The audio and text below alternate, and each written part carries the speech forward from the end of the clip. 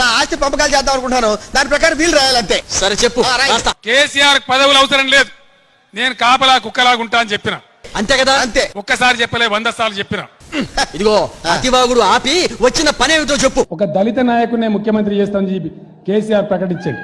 నేను చెప్పిన అంటే తల నరుక్కుంటగానే ఆ మాట తప్పను, తల నరుక్కుంటగానే ఆ మాట తప్పను. అంబాజీపేటలో 5 ఎకరాల కొబ్బరి తోట.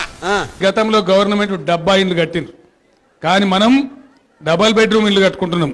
అంతర్వేదిలో 6 ఎకరాలు రొయ్యల చెరువులండి. ప్రభుత్వ ఖర్చుతోనే ప్రతి ఇంట్లో నల్లా పెట్టించి మంచినీళ్లు తెచ్చా, మంచినీళ్లతోనే మీ పాదాలు అడుగుతా, ఇయ్యకపోతే ఓట్లు అడుగా అని చెప్పిన నేను. తాడేపల్లిగూడెంలో ఓ తాటితో పండి ఓ పెంకుటిల్లండి. ఉచిత నిర్బంధ విద్య అది నా పెద్ద డ్రీమ్. అది మీకు తెలిసిన నా డ్రీమ్ ప్రాజెక్ట్ కూడా కంపల్సరీ ఫ్రీ ఎడ్యుకేషన్ ఎట్టి పరిస్థితులలో అమలు చేస్తాం. విశాఖపట్నం సముద్రం అద్భుతమైన తెలంగాణ వస్తుంది, పసడి పంటలతో కలకలవాడుతుంది, ప్రతి ఇంటికి ఒక ఉద్యోగం వస్తుంది. బెంగళూరు రాజాగారి కోట.